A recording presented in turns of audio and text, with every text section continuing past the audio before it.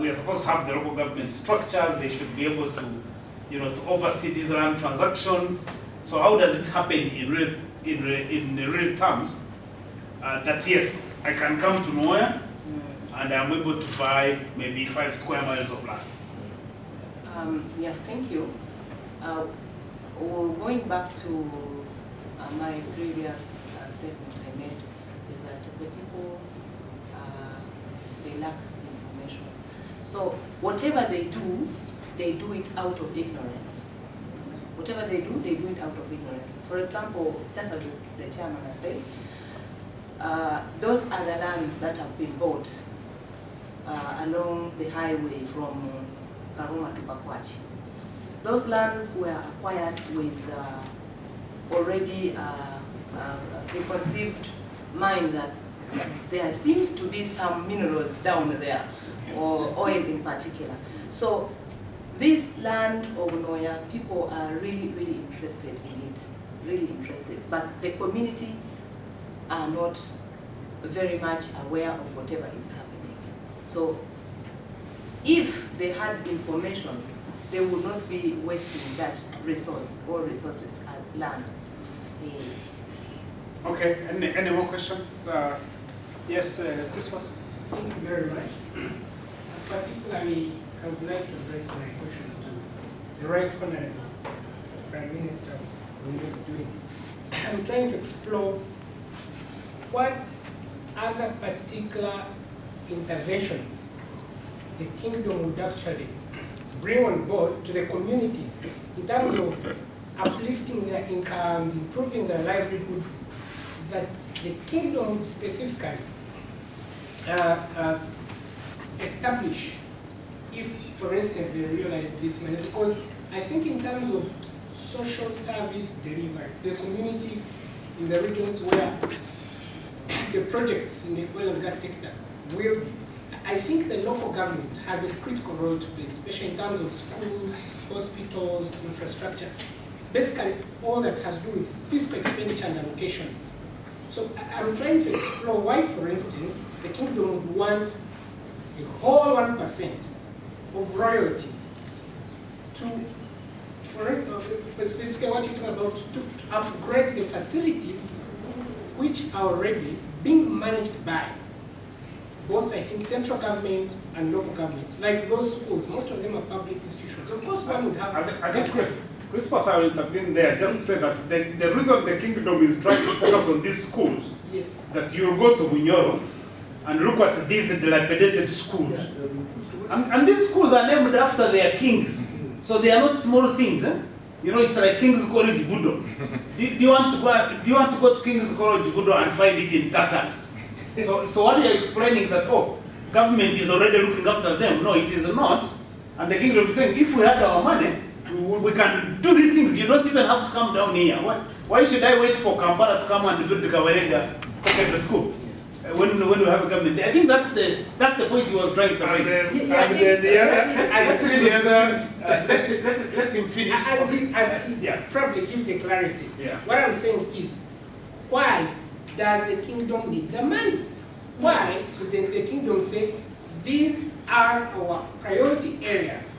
One, upgrade our schools, put labs, put internet, put everything. Okay?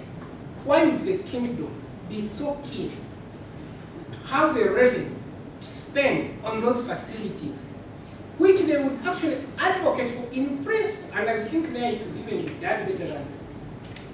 It's just some seeking. Well, they will say we can manage them to our satisfaction. So we are demanding what is ours to put right what is ours. Two, we are actually not interested even in the cash.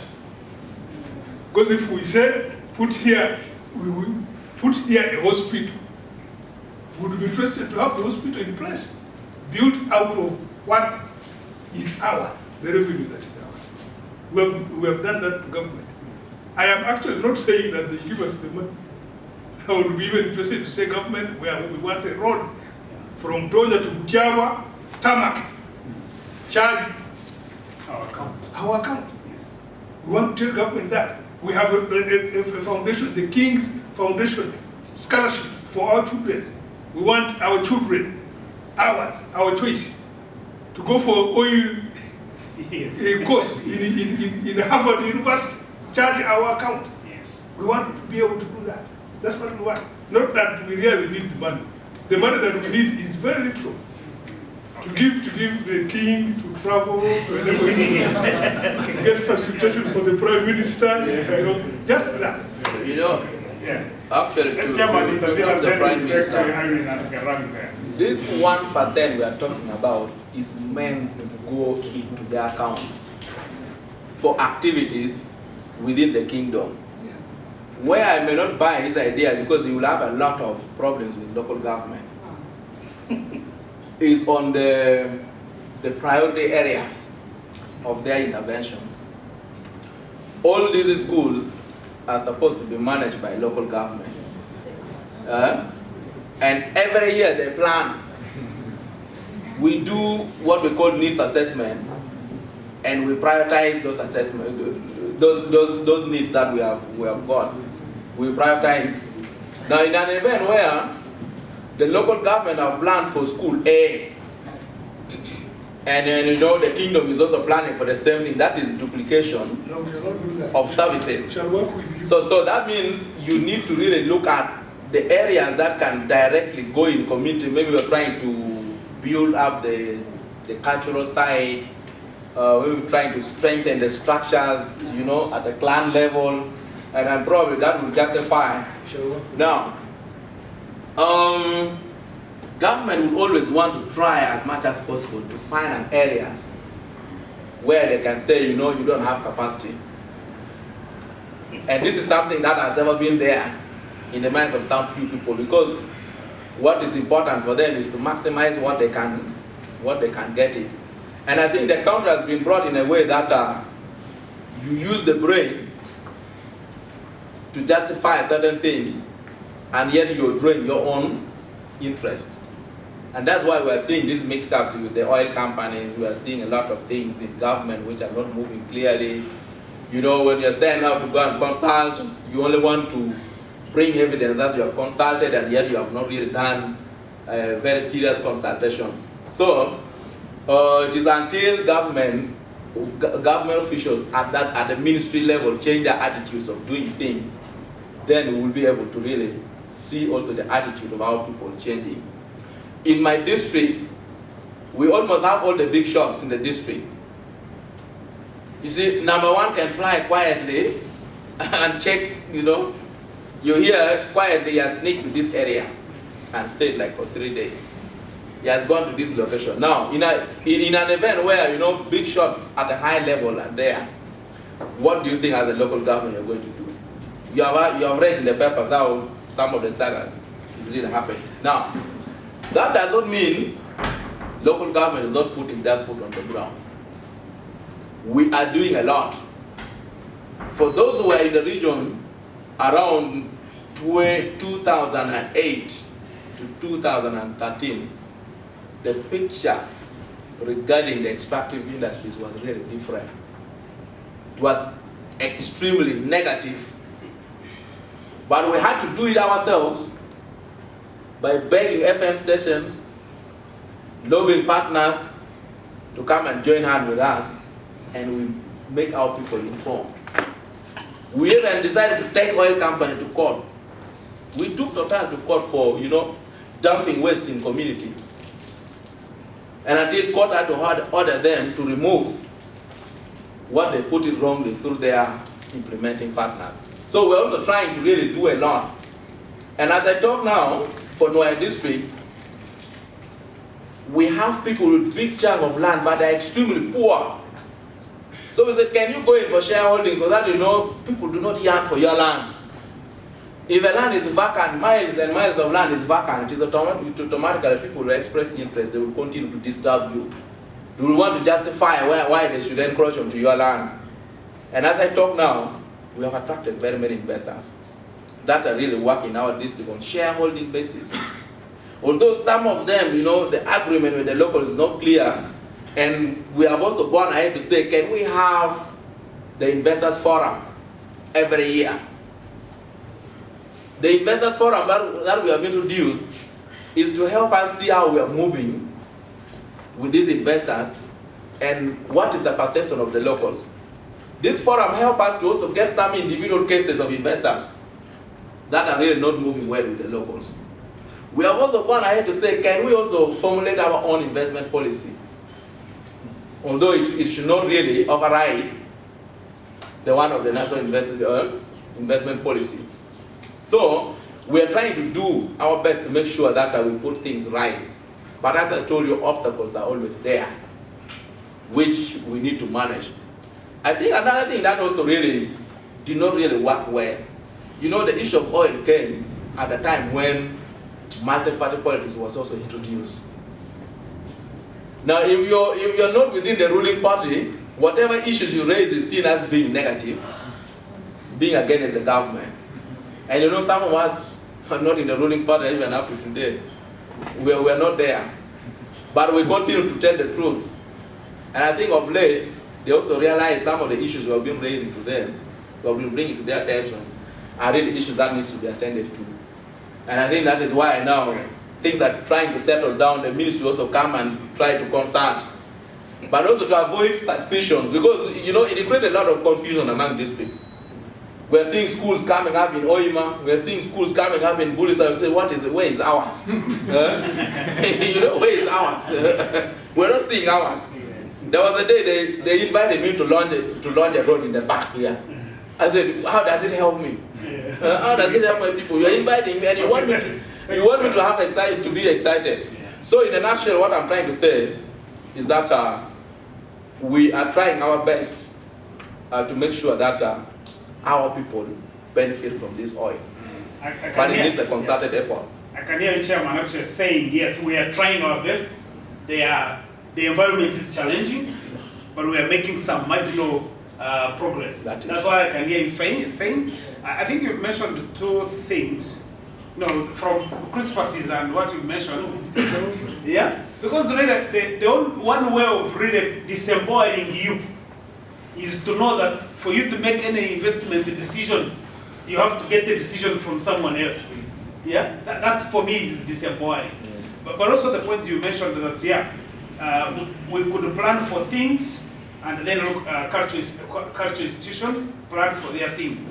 I would just say that if it is Bunyoro, and there is a Bunyoro kingdom, and the local governments cannot understand that they need to use the umbrella of the kingdom to plan, then you are definitely going to have discord in whatever you do.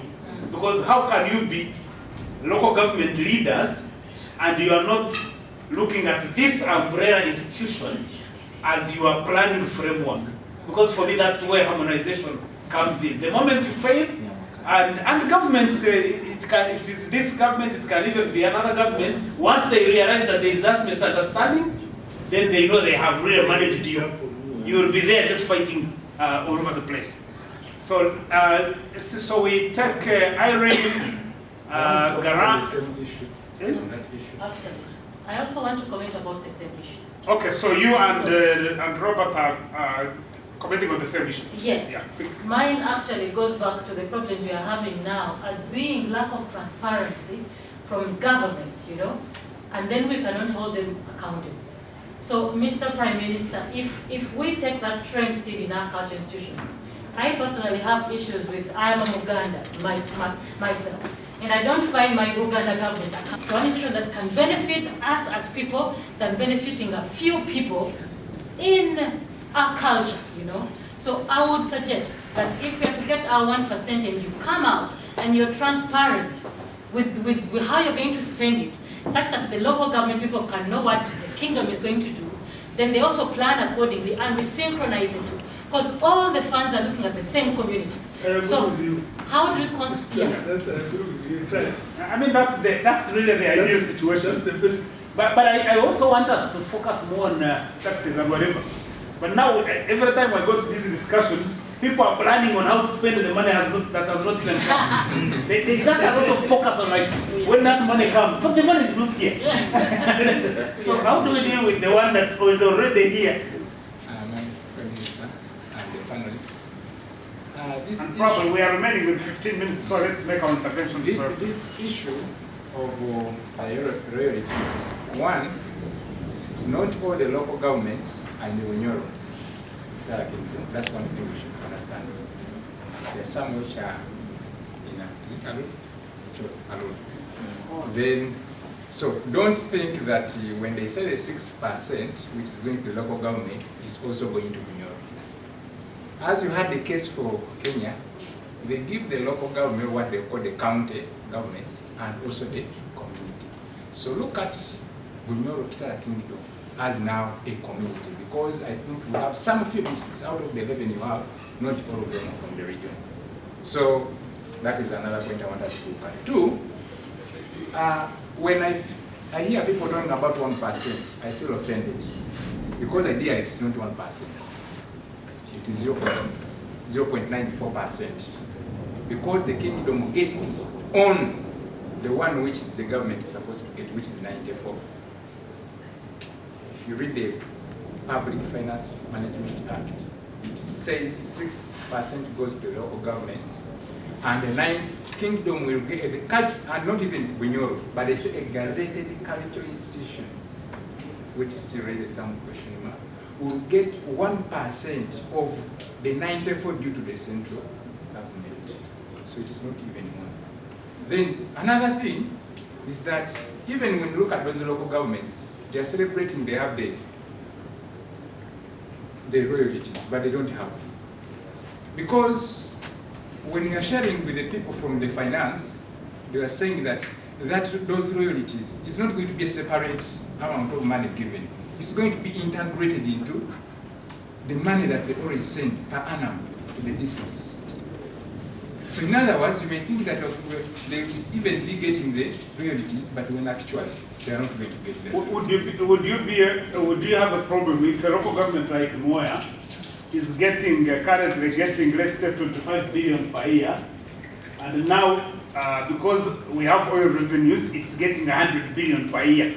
Would you have a problem if that is not mentioned as paying oil money? Yes, I still have a problem with that, because if at the center they're distributing money to districts, they have I didn't do economics, they know how they distribute. But now, I feel that if it is nowhere, it is an oil producing district. Then if it was supposed to get 90, let's get the 90 millions. And then it gets a percentage of the other 6% they're supposed to share, which is maybe amounting to maybe another 15 or 20 millions. So that's what I wanted to do. Yeah, but also, actually, what they say that we're talking about is for all the district that is having oil. yes. That is one formula. They will look at what they have accrued and then divide it. Then the second formula that they're also going to use is the number of oil wells in that district. They put it also separately. And then probably, so in trying to look at that, we have about 25 districts that should be benefiting from this royalty. There is the directly affected district. There is what we call district with a sporadic effect. Yes. And then there are districts with the spillover cases. So we have three. So the sporadic effect and district with spillover cases, they will get less than what the directly affected people will get. So those are the parameters they want to use as of now. But you know, it is not clear. The whole thing is not clear. Just like he has said, you go to Ministry of Finance, they will tell you a technical thing, which I always rely on. But when you're getting it from the minister, they will talk something that you know should interest you, and you go back when you're happy. And we call it as psychological comfort. Yeah? That's why now we have teamed up as a district. We said, can we form an association that brings us together and we put our case right? And that is how the Albertine Graben Oil and Gas District Association was born. So this time around, we are trying to put our case together. Right. So that whatever is happening in Oima, Noya should know. What is happening in Noya, Oima should know. And I think that association is driving as well. Okay. Yeah. So let me take the last comments. Garang, my friend there, and the last two persons here. Very quickly, and then with the panel. In fact, when I see the exchange of communities, government, local people, this is how the resource scarcity come from. Because the more we talk about resources, we discuss, and then the hatred grows. Then one of the communities may think later on that they are being cheated. This is where a problem comes in a country with oil. So my advice to people who have got oil, always in there. Oil, if the oil is found in your place, I have an example. That one, at all circumstances, is not a rich that come to your place. But it is a bad spirit. So it has to be handled with care because oil is not good. Those estates that oil are found in are always the poor estates. Even the second school we were talking about, when the production is started later on, they will not be there. Because there are companies that come from outside. The government does not produce oil. There are investors that come outside. Those investors need to maximize their profit. And along the way, from Aluru district to Bulu, from Bulu all the way to Kampala, everybody in the middle here need to benefit. So when government will later decide,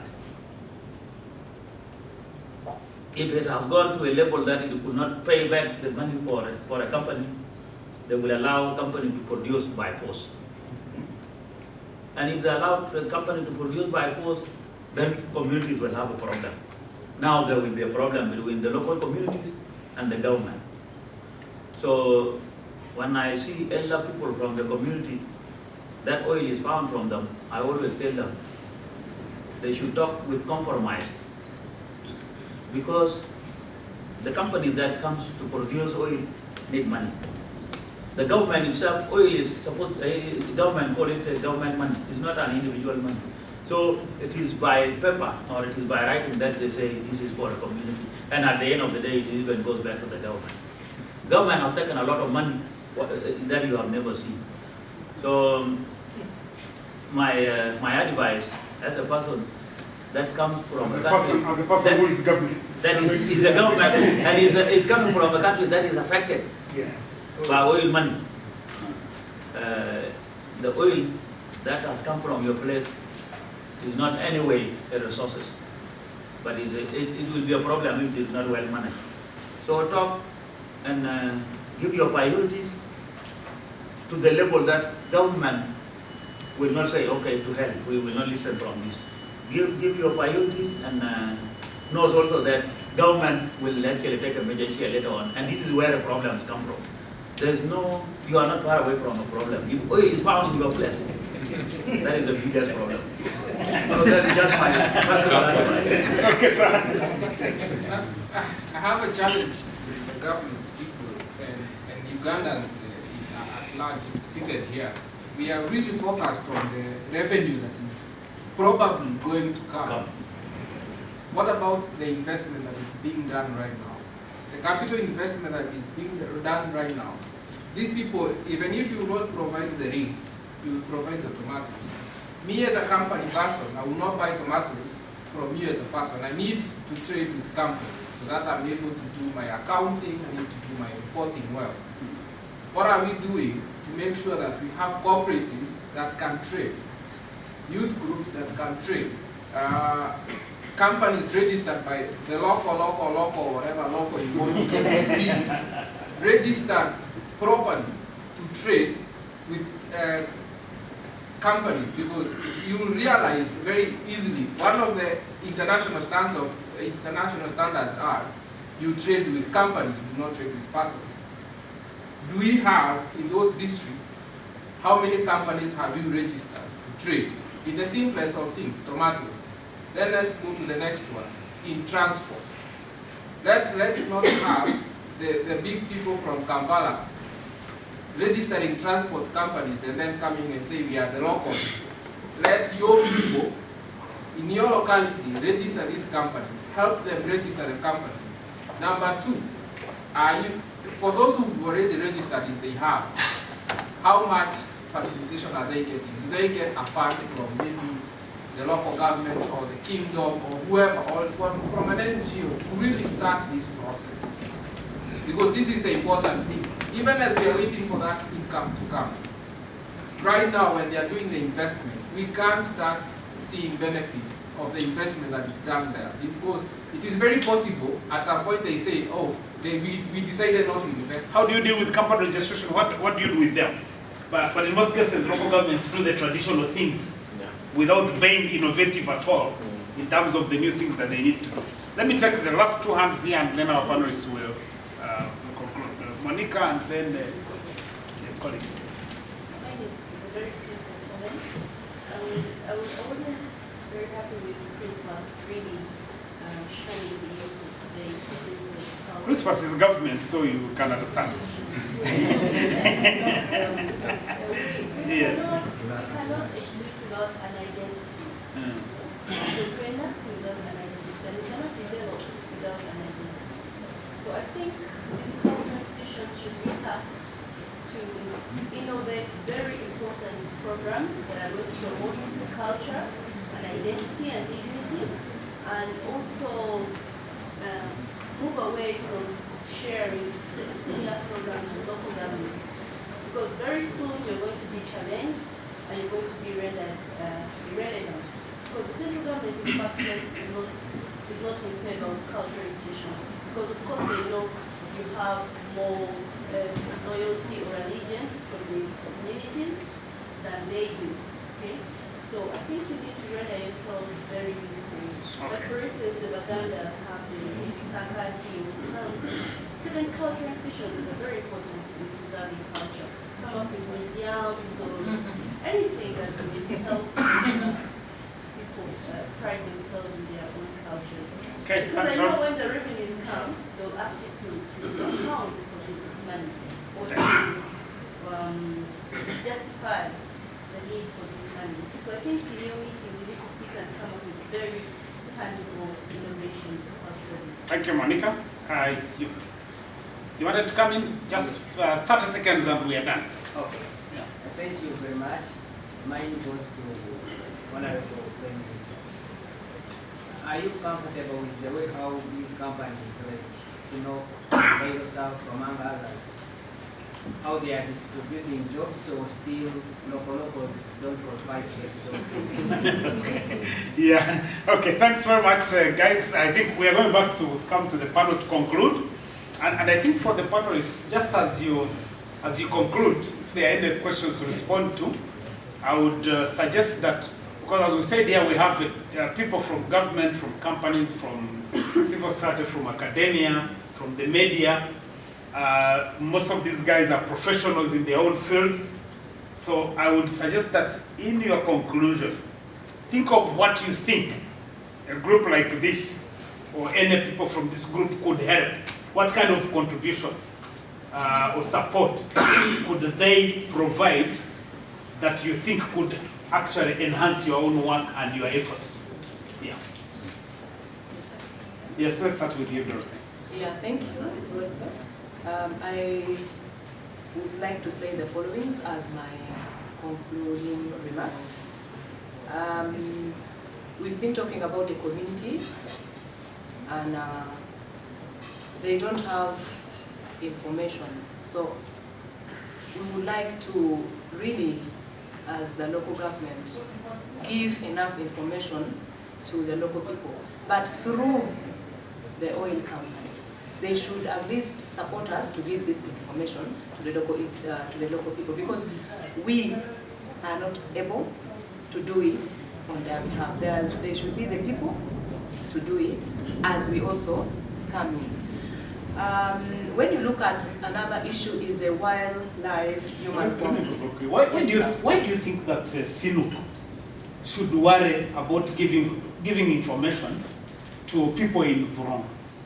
Why should it be their business really?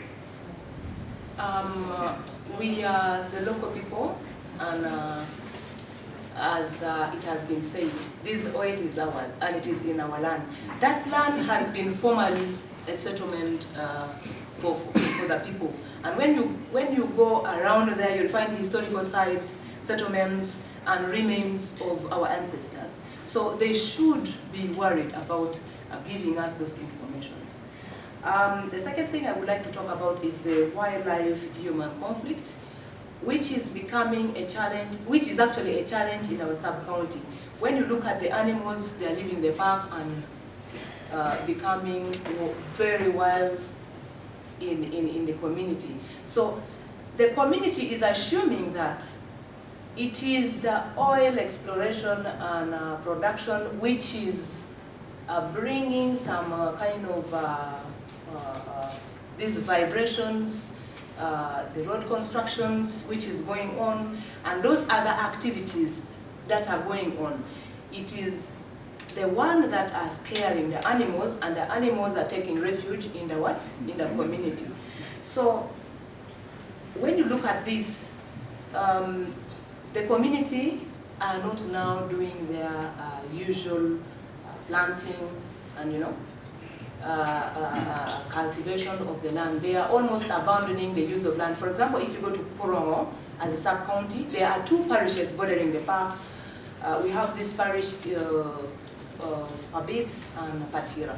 So the community of that parish has already abandoned those 2 parishes because of the wildlife,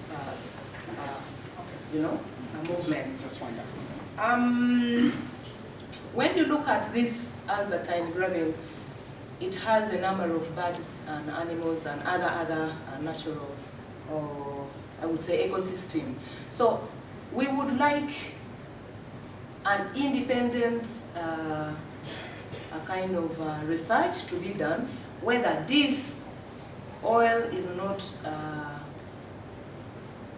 destroying our environment, destroying our land, I would say.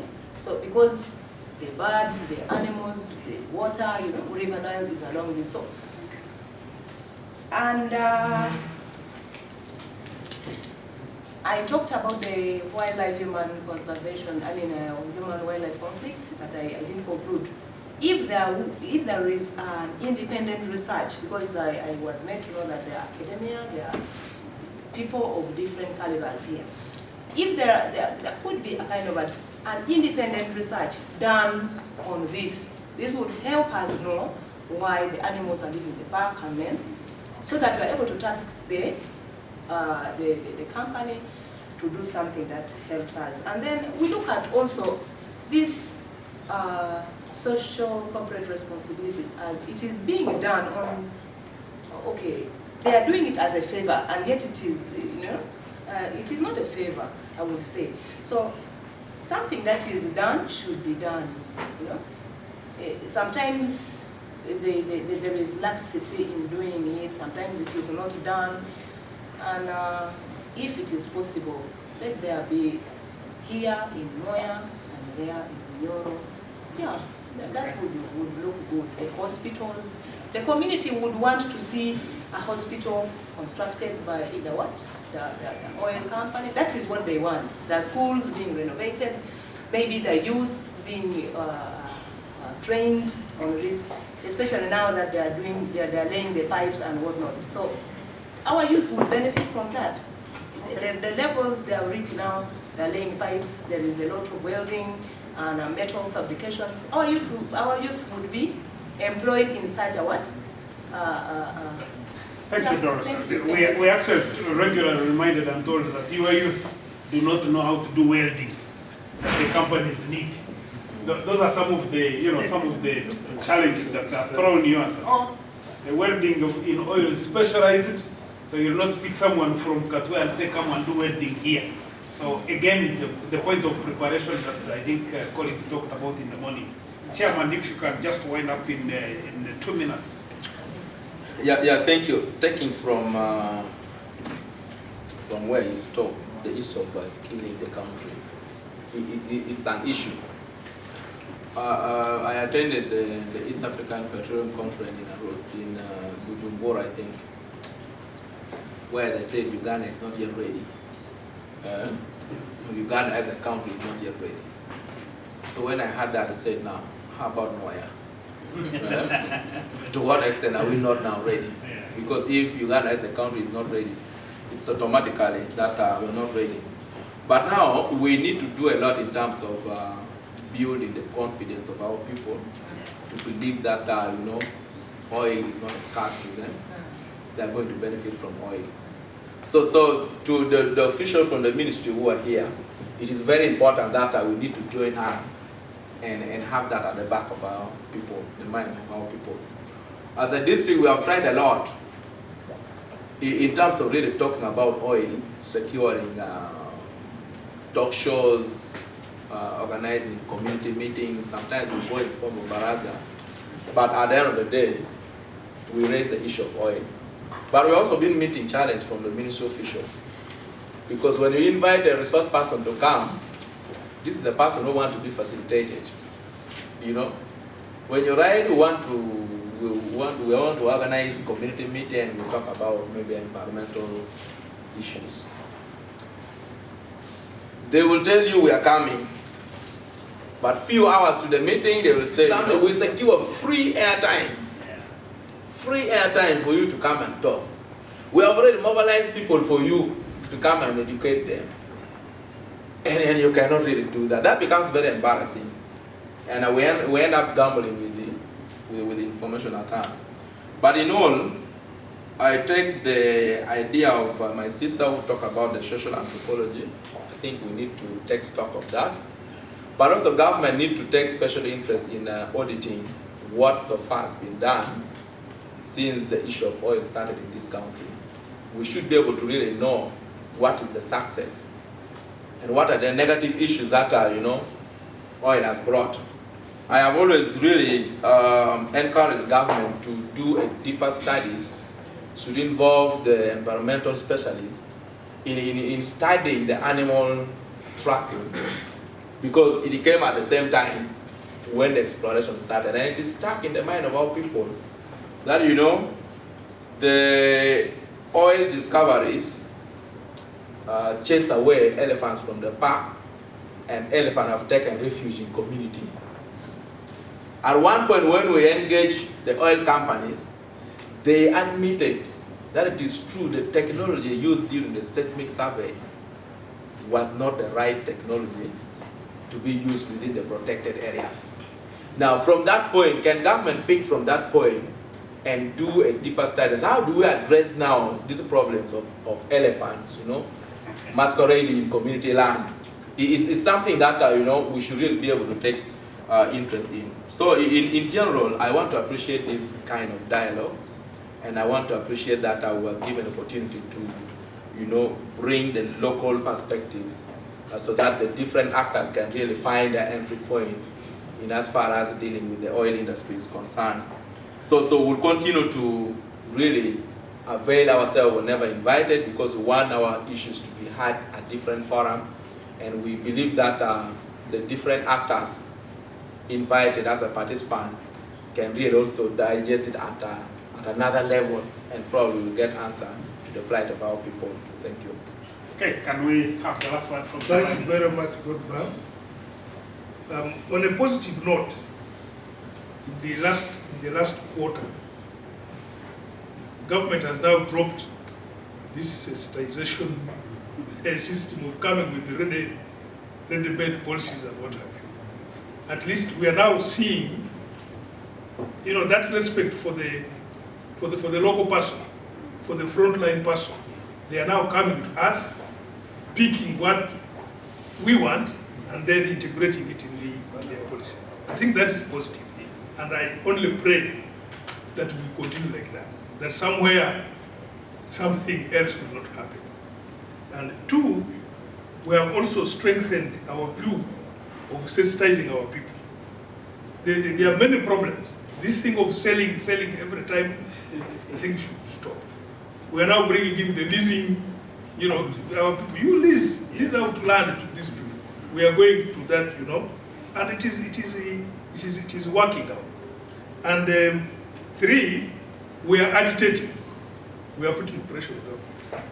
It doesn't matter what it costs us, but we need to make MOUs with the government and put things clear that government will do this at this and this time. I did mention when I talked about renovating some institutions and so on, I don't know whether the chairman misunderstood me and others who were saying, no, that one is for government. You start something else. No, we are going to work with the local governments and say, this financial year, what are you handling that we are handling this? This remaining 2, give us if it is ours. Because we are working together forever. There is no need for us to have any conflict when we are working. We have done that. We have a working document which we worked on. And I think that's the issue Monica was raising, that we do something that is tangible and that is cultural. Because we want to revive, for example, all our cultural sites.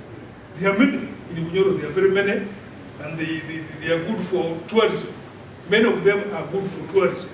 We also want to put up a world-class Kabalega, museum center in Hoima, a world-class one. And I'm also happy to announce that Harvard University has accepted to help us fundraise for such. Those are some of the things we want to do here as well. And there is a good document which we even sent to government. I'm glad my brother from government is here, the one who doesn't want to give us money. That money is ours. That money is ours. You give it to us, we know what to do with it.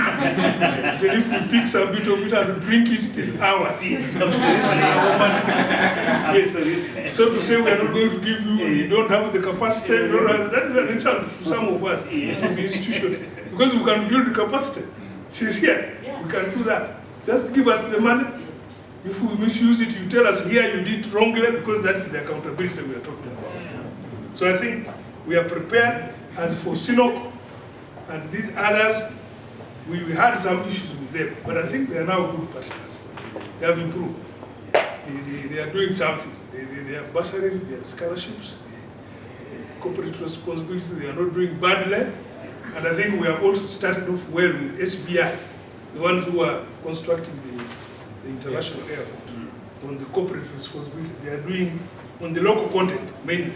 They are doing very well because they asked for a percentage. We told them what we wanted, we reached a compromise, and they are doing that. Local people bring, we want 80, we send in our representative, and they recruit. That is good enough. By the time they get spoiled, we shall have got something.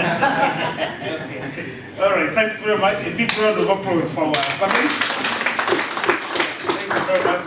We really appreciate your time and for this sharing of knowledge and wisdom. So it's exactly 4:15. We are going to do our tea very quickly in 15 minutes. But I think it's something that you guys should reflect upon, of which direction you guys want to go as a country, as a nation, etc. And obviously one issue that comes up with that is revenue.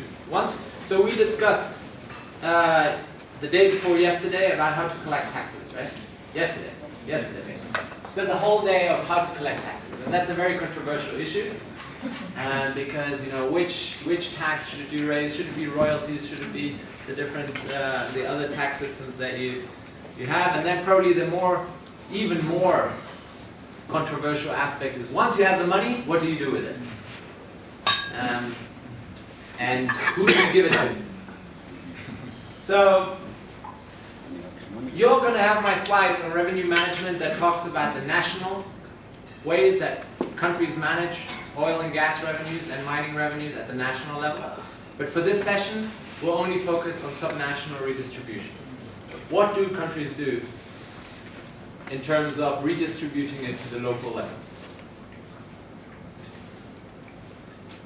So, my first question to you, should local governments get part of resource revenue? Yes. And if so, why? What are the reasons why money being extracted at the point of origin should go back to that point of origin? And let me just be clear. What I'm asking is not that, you know, how some countries that don't have redistribution systems, like for example Norway, all the money from oil goes into a central fund and the budget then redistributes to the regions, right? But it's not, resource revenues is not treated separately as other revenues. Whereas the discussions that I've heard here is that in your countries you're discussing ways of how to take a certain percent of royalty from extractors to redistribute to the local government and even to the local community. So I'm not saying, my question is not, should the communities get money? My question is, should you have a different system for extractors? And if so, why? Any answers? Yes? First, I would like to start from where we started yesterday when we said that most of the resources we are discovering are in areas that were initially, that are even currently underdeveloped. Yeah. We cannot compare them to our urban centers, which means it would really not be very fair for us to continue to take the entire amount into the consolidated fund and start the distribution, while in essence these places need more focus as compared to other areas. So it is very important for us to be able to consider these areas because in the first place, in the past, they had been neglected. So you're saying that you should have of that ethnicity of where it comes from, is that right? To an extent. So you're basically saying that the ownership is different in a lot of these countries and therefore some should go to the real owners of these resources. Yeah? Okay? Yeah? I think another thing are the ones who suffer directly the adverse effects of this. Okay. Yeah, so what you're basically saying is that they should get compensation for the negative effects of extraction. Yes. Okay?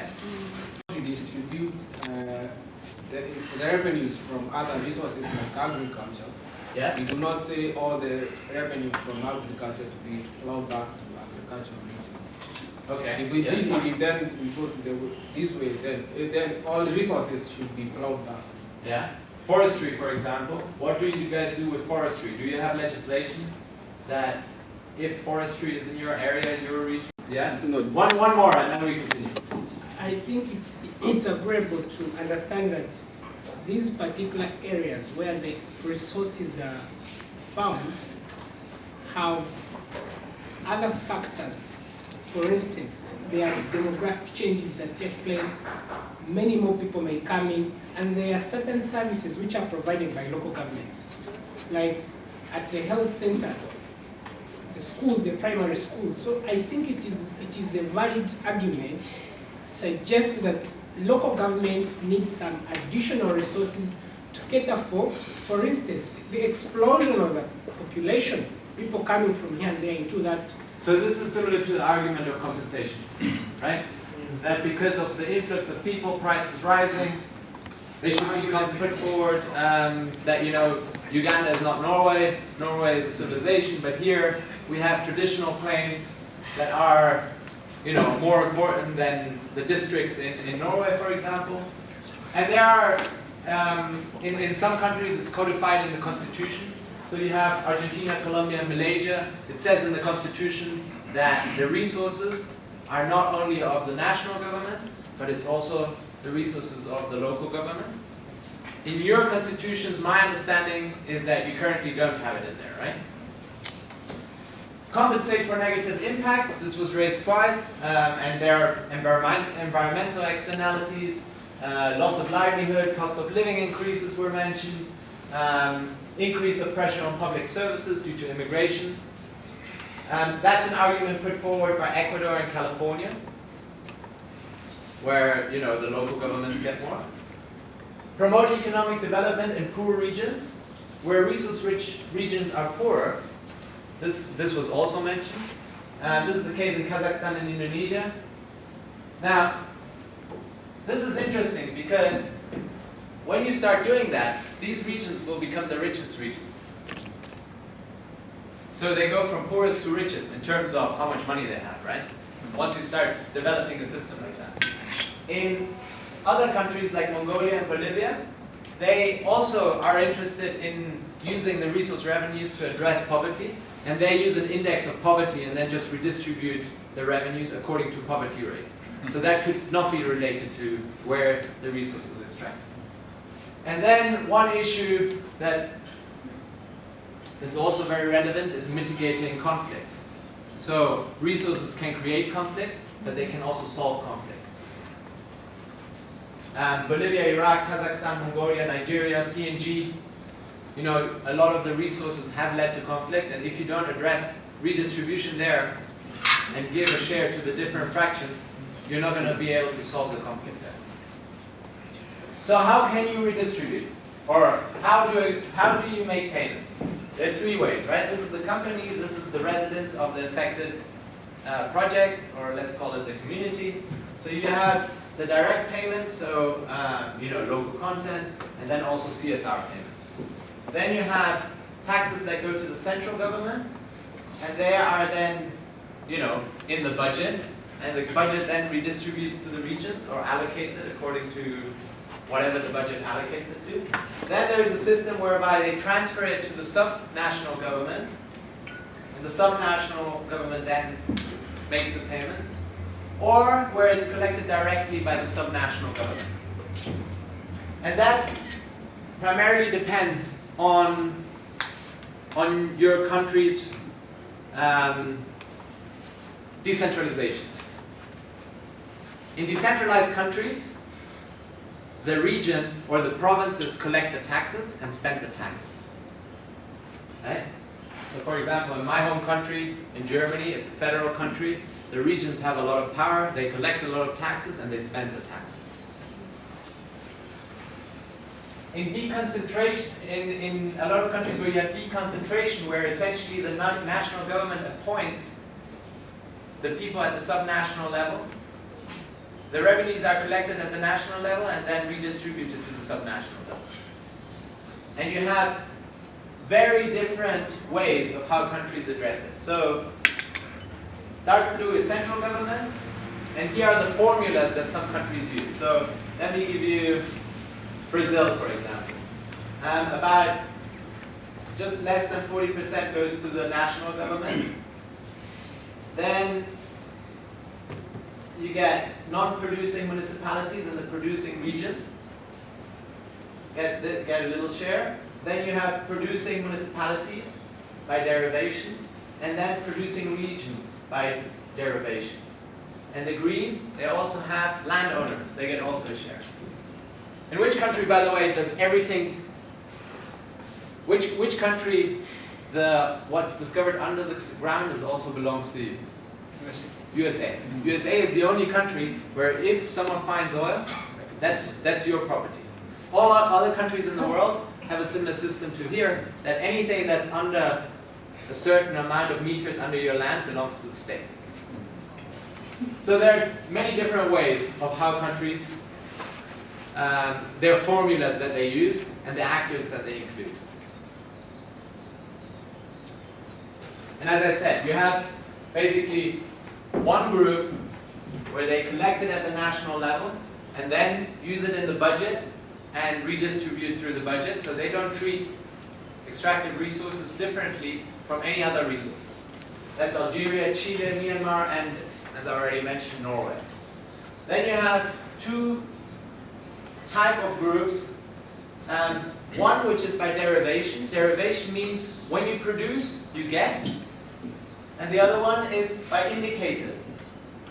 So they say, okay, we won't use production numbers, but we'll use indicators. So where is poverty high?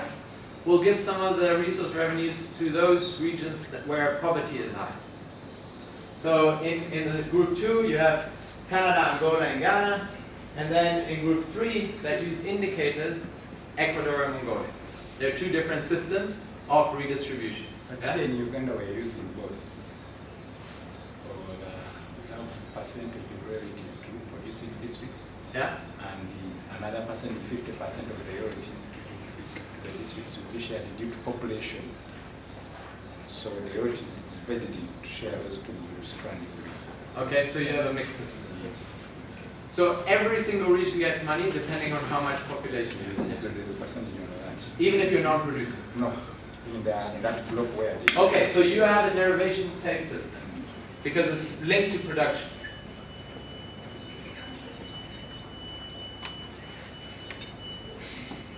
How much is transferred? It varies all the way from,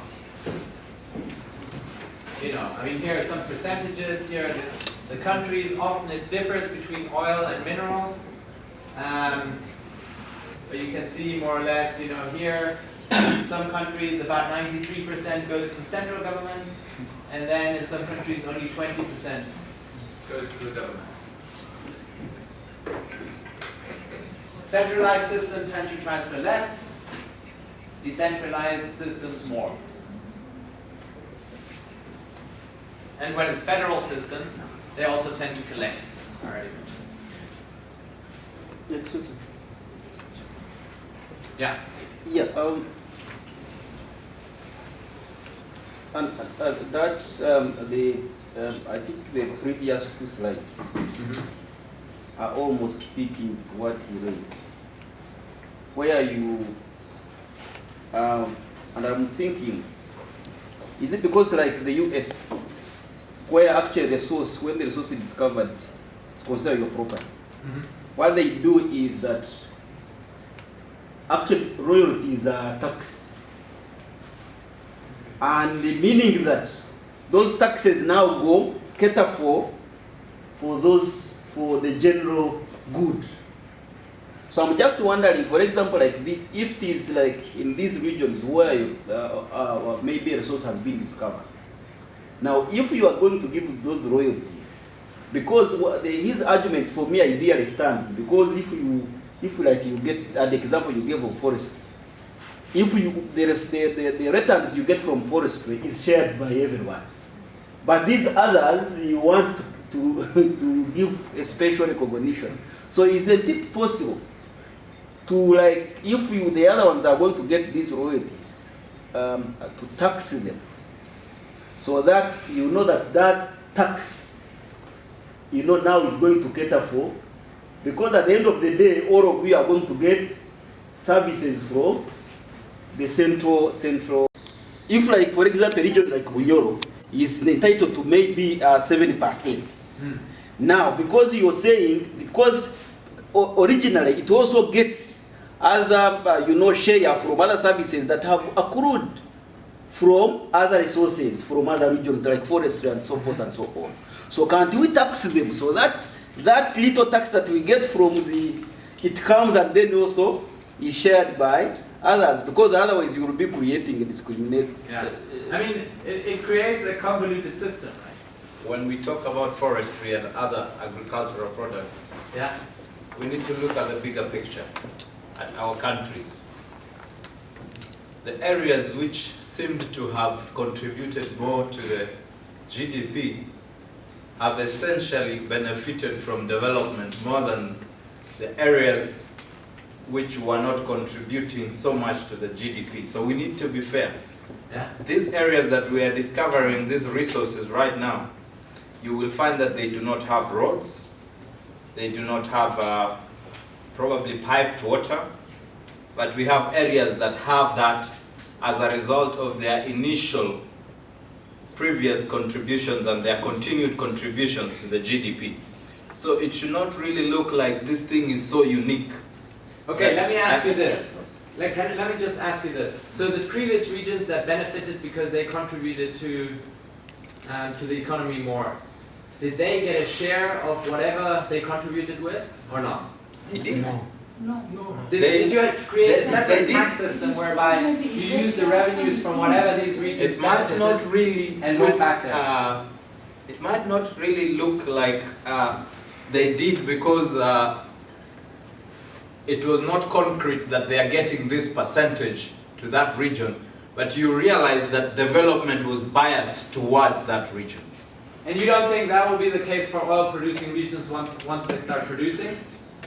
that if it gains in power or in contributing to the economy, that the central government will return more revenues there, like they did into those regions where previously were the powerhouses of economic development. And that is why essentially there is the need for a balance. I mean, these people are being given 1%. The other that is going to remain is going to be distributed to the other areas of the economy. So it's not really. So let me just be clear. I have no position playing devil's advocate to come to argument some of the things that you're saying. But I'm not for or. The point that he was bringing up earlier. And I'm going to try and look the 2 points with the third point. And the answer is this. In Bunyoro today, we have invested billions of shillings building roads that the Bunyoro region has not paid for. To recoup that investment, the easier way around it. Bunyoro has not paid for them? Not as a kingdom, but not as a kingdom. Yeah, but the Bunyoro are paying taxes, yes. And we have built roads in every other part of the country. Yes, but there has been a focus, you will agree, Godback, on the so-called oil roads. With all their problems. No, wait. Can I make my point? Can I make my point? The point is this, that the argument as it goes is that when government has been planning for these roads that are coming out of investments, quote unquote, out of the concept fund, have not necessarily been targeted only from resources from the oil region. The way that the rest of Uganda that has contributed to the tax basket building those roads gets that investment back is by getting a larger share of the revenue. Now, the moment you start to go into let's tax them, then you now create a situation where you're saying, the second question is going to be, so there is no oil in Kamuli. Why should the Basoga benefit from oil revenue? And that causes a much bigger complication. The reality of the matter, I think, is that you will not find a single formula across the world that shows you how best to distribute revenues. Because the other thing we must not forget is that writing a formula is simple because it sounds economic. The factors we're discussing here have nothing to do with economics. They are historical and political. So until we put that in context to say, let's account for the politics, the history, I think it would be difficult to arrive at a somewhat equitable revenue sharing method. And that's, I think, why you see so many different systems. Because each country has their own history, each country has their own ways of thinking about it. So there can't be, like, from Indonesia. Indonesia has a petroleum revenue distribution system whereby the local governments get 15.5% of revenue. And then they're distributed at the local government, 3% to the province. Then the other districts that are within the region get 6%. And the producing district gets 6%. Sorry, this is the province, this is the district. So that's how these 15% are distributed. So you have an oil project in this region on the border of two regions. The oil field is underneath both regions. The oil well gets tapped on this side of the border. According to the revenue sharing distribution formula, this gets more than this. The oil well sucks at the oil from the other region because it's like a straw, right? You suck it at. So these guys get more revenue from these, and the winds, so basically the negative environmental externality of the project, always blows in that direction. So the fumes, or the negative externalities, are mostly borne by these guys.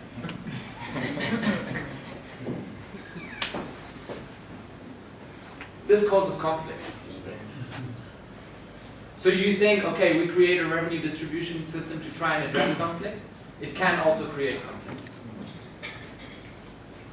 I want to first say something on the, you talked about the technology where oil is transferred from one region to the others. It's, I think, the same thing which is going to happen in Uganda, where we're hearing the oil from Noya will be extracted underground and taken to Bunyoro side. You have heard about the imbalanced development, the quality roads on the other side, and on Noya district, nothing for Will there be problems in the future? Are we not setting the Ogoni incidents in Uganda? Are we not bringing it? So this is where, you know, those in authority need to think aloud. How are we going to handle this issue for the next 30 years?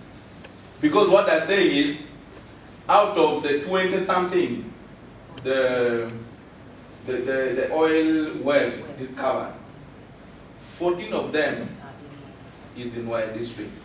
That means the oil of other region is going to run in less than 10 years, it will be exhausted.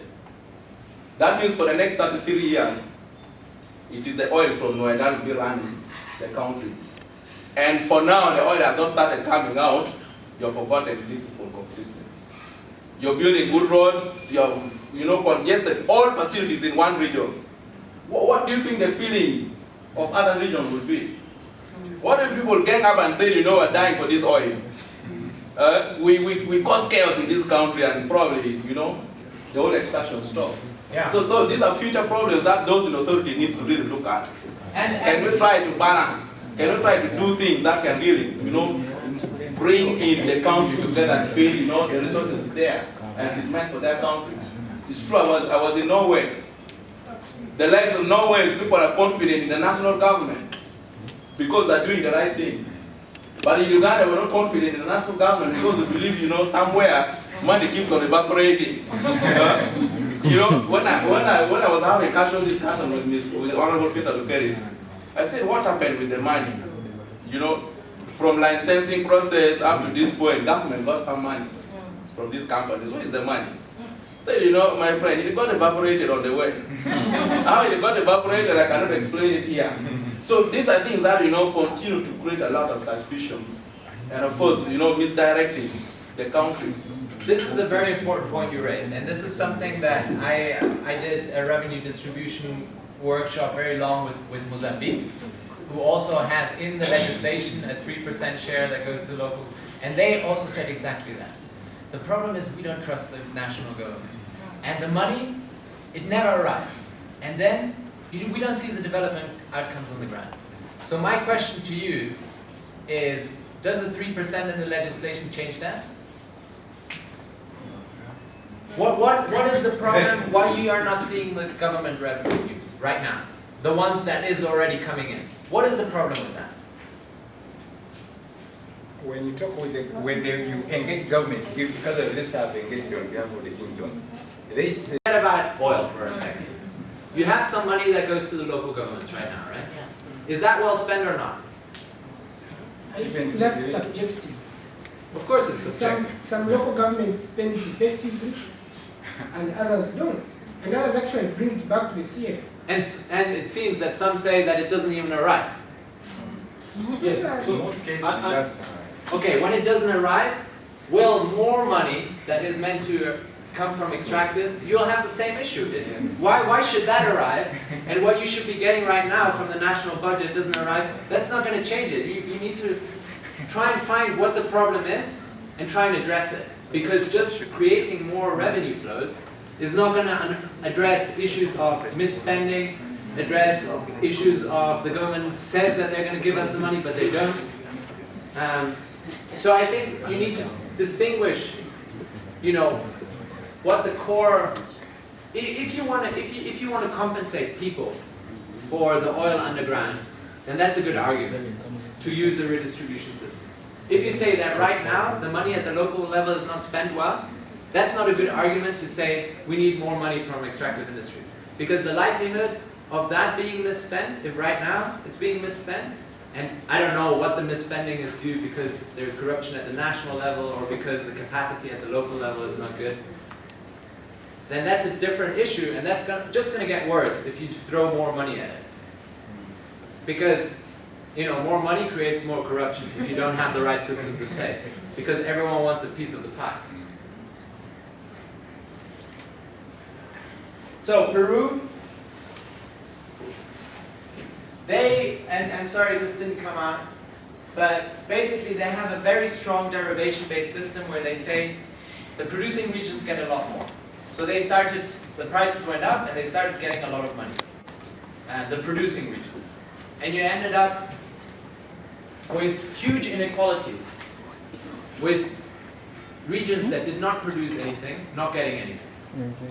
And that goes back to your argument of, you know, up to now in Uganda, apparently, those economic powerhouses have benefited more than others. Well, if you now create a system whereby you specifically say that in the legislation, and when oil starts producing and prices go up, the oil-producing regions will be the richest, and others will be the poorest. Right? So you can, by trying to address inequality, you can exacerbate inequality. So what did Peru do? Well, they had two issues. One was that the local government didn't know what to spend it on, so they started to, it wasn't very efficient spending until the government earmarked the money and said you need to apply to projects. Like, this is your money, but we keep it in a separate fund until you come up with a good project, and then we'll give you the money. Because local governments were just trying to spend the money and didn't have the capacity and didn't find, they had enough schools, they had enough hospitals, so they started building, you know, huge plazas and football stadiums, and then the national government was like, okay, wait, we need to address this, and then they asked for the local governments to apply and say, what are you going to spend it on? Is it a good project? And they had an independent team checking the proposals, and then there was money in this fund, but it was never spent because a lot of the applications got rejected. And they had this inequality exacerbation due to their redistribution systems. Mongolia has an indicator-based system whereby the revenues, you know, this goes to the national government and it's earmarked for development. And then you have some money that goes to producing regions. And then within the general fund, they then have local development index, population, geographic characteristics, and tax generation capacity. So different indicators that they use to distribute the money.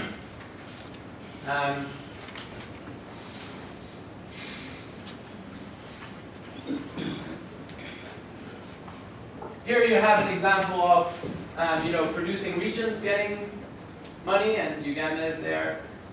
Adjacent to producing regions to address some of the issues that were raised. You know, maybe the neighboring country is also suffering from negative externalities, so we should compensate them. Brazil and Indonesia have those.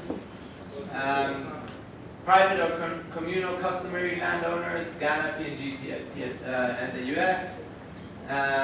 And then independent subnational institutions where they create a separate entity, essentially, to manage these funds, were created in the Nigeria Delta and in Kyrgyzstan. Then the next question is, what do you spend the revenues on? Are they earmarked? What do you spend it on?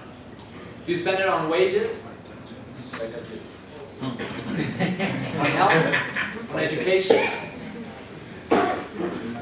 So in Bolivia, Brazil, Colombia, Papua New Guinea, and Peru, there are certain there are lists, expenditure items that you can spend the revenues on. You can't spend it on everything. You can't buy government cars for it. You have to spend them in certain areas like education, health, etc. Conditional grants in Venezuela. It's more like an application, you apply to it and then get it. And then performance-based grants, whereby, you know, they look at indicators and say, okay, you have good school attendance, and then we'll give you some of the money, but not before. So it's kind of an incentive for the government to increase school attendance. And once they achieve those targets, they get the revenues. And I already mentioned the project approval one in Peru. So there are hundreds of different ways in terms of earmarking too. So what are some of the things that you need to keep in mind when designing this? Because as I said, every country has their own systems, and you have to find your way of which one fits your country. But there are some guiding principles. So the first one is, what is the capacity to collect and manage revenues? At the local, at the national, at the subnational level. Some taxes are easier to manage than others. So royalties, for example, are more stable than income taxes, right? So generally in most countries, royalties are the ones that are being redistributed and not profit oil, for example. Then obviously the willingness of the central government to distribute revenues. In federal countries, it's a lot easier because it's a federal country. Whereas in centralized states, it's a lot harder to get the national government to agree to redistribute. The absorptive capacity of the economy. So the budget in many regions, once a project comes on stream, the budget will suddenly shoots up. So if you spend all that money, you're going to create inflation, right? And oftentimes the local government doesn't have the capacity yet to manage doubling or tripling in the budget that they have to spend, so it's misspent. And then, I think this is probably the most important one, is you should align the revenue collection to the responsibility. So, who's responsible for health, education, and infrastructure spending, and how much money is necessary for that? They should get the money, right? Whomever is responsible. So it depends. In different countries, it's different people that are responsible for different items. But if you now start giving money to let's say, local governments, but don't give them the authority to spend on items like education, or health, or other sectors, then what are they going to spend it on? Or what is their incentive to spend it on? If you're responsible for health as a local government, you're going to spend it on health because your constituency knows that you're responsible for health, and if things go wrong, I go to my local government and say, hey, you're responsible for health, and health is not good here.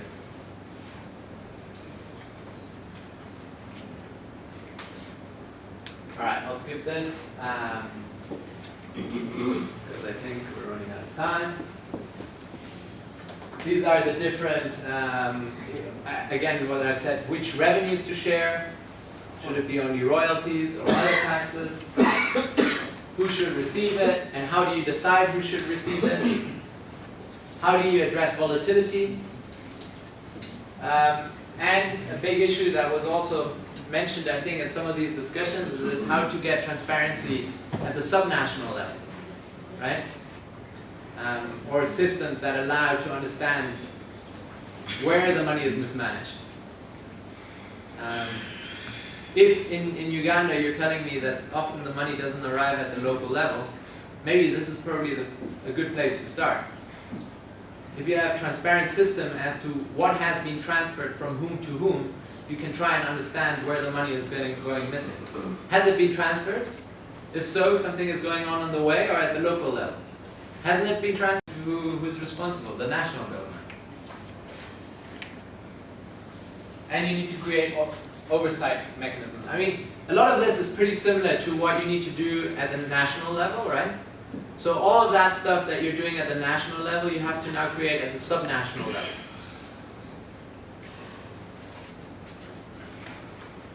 Okay, key takeaways. There is, if you do subnational redistribution, there is potential of the resource curse also at the subnational level. And some countries have experienced that.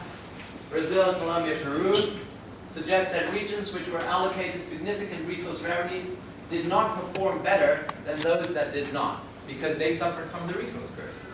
Because they had high inflation, they had misallocation of resources, they had corruption issues. Increase in conflicts. In Peru, this revenue distribution system created a lot of conflicts, also in the case that I showed you on Indonesia. And as with our discussion on NOCs, if you don't get this right at the beginning, the interests get enshrined, right? Once you get the money, you're not going to let go. So you better get this right at the start. Because if you don't, it's going to be very hard to backtrack and change it.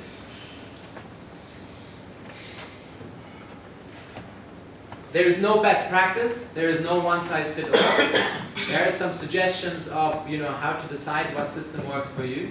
But each country needs to decide their own path. And that can't be something that an outsider can tell you. Fiscal transfers should be linked to responsibilities.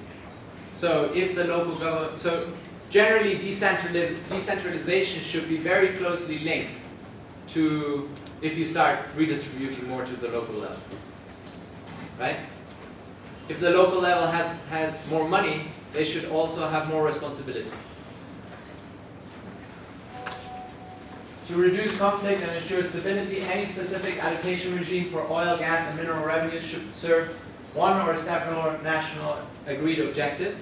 This goes back to my beginning question. What do you want this for? Why? What is the reason why in Uganda, Kenya, South Sudan, and Tanzania you want a redistribution system? Is it to address poverty?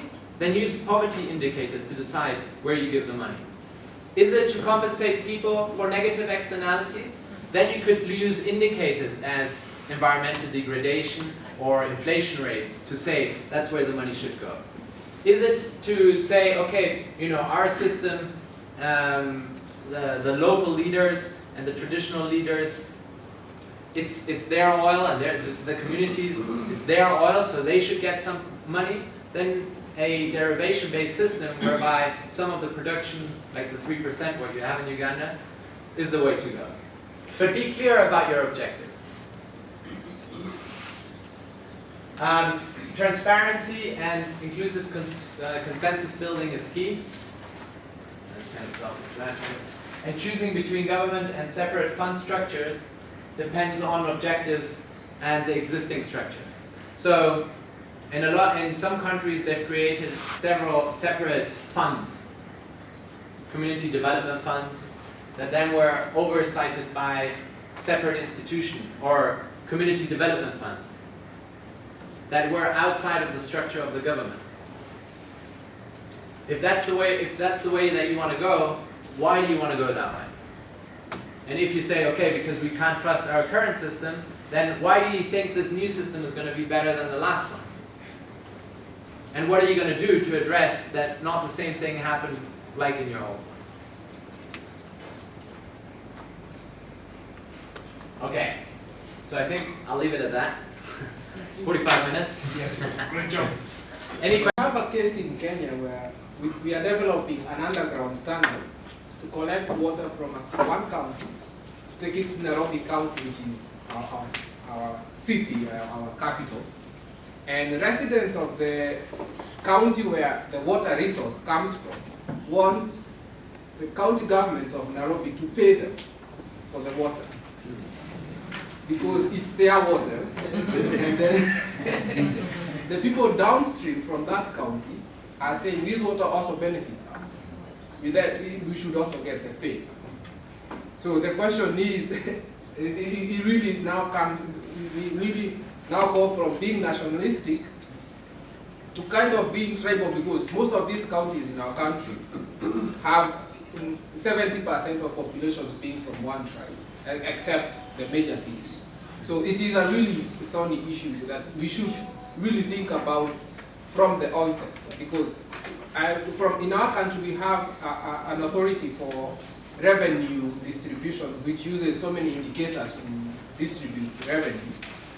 Now the issue is, will this royalties, 10%, will it go through the authority, or will it come and get direct without using, because this authority distributes the central fund for the whole government. And this is the tricky part. We are not, people are really starting to say, oh, this is our thing, this is our thing. Then if Turkanas, from the Turkana county say this is our thing, then people from the coast will say, oh, tourism is our thing. The port is our thing. And this will start happening all over, because it's very easy for these things to, everybody to see it and say, oh, Nile is our thing. For anything you do in the Nile, you pay us. Yeah. And this is really not, there is no formula that will solve this. It's about our leaders being conscious enough of this trouble that is coming our way. And this is what I mentioned earlier, that what I found most interesting about the discussions, you know, do we want to go national, do we want to go local? And that's something that is very difficult to get the balance right. And it doesn't match, you have to decide, right? You can't have it always, yeah. Yeah. Just to add on what you just said, I think we had a similar discussion the other time Godwa was here, and we were arguing about what is local and what is local. We've had a similar issue in Tanzania. When resources were found offshore, Twara and Lindi, people of that region started saying that is our oil, that is our gas. And then what if people of Kilimanjaro now say, what about the revenues collected through tourism in Mount Kilimanjaro? Where was that money distributed?